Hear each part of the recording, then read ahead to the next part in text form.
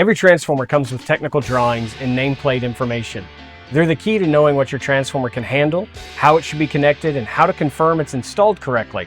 Let's walk through the main things to look for and why they matter.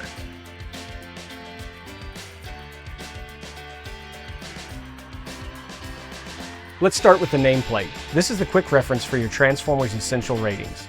Look for the kVA rating. That tells you how much load the transformer can handle. You'll also see the primary and secondary voltages. This tells you what kind of service the transformer is designed to connect to and what it will deliver downstream.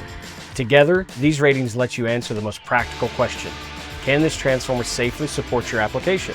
You'll also find details like impedance, cooling class, and temperature rise. These affect fault current levels and thermal performance. The connection diagram is like a roadmap of how the transformer is built. It shows how the high voltage and the low voltage windings are connected and brought out to terminals, along with accessories like the load break switch and protective devices. This diagram is especially helpful during planning and installation because it confirms the transformer will match the rest of your system. The Phasor diagram takes it a step further.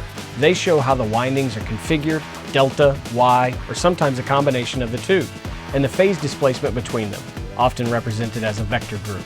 Understanding this is critical. A delta configuration handles load differently than a Y, affecting grounding, fault protection, and overall system balance. When you're reading these diagrams, you're essentially translating them into how the transformer needs to be installed on site. Technical drawings also include smaller but important details. Torque specs for bolted connections. These matter for both safety and long-term reliability.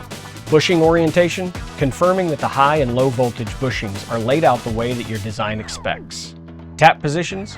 Most distribution units use de-energized tap changers, which must be set correctly before energizing. These details are exactly what inspectors will look for during sign-off, so it pays to confirm your install matches the drawings. Technical drawings aren't just for engineers. They're practical tools for making sure your transformer is installed to code.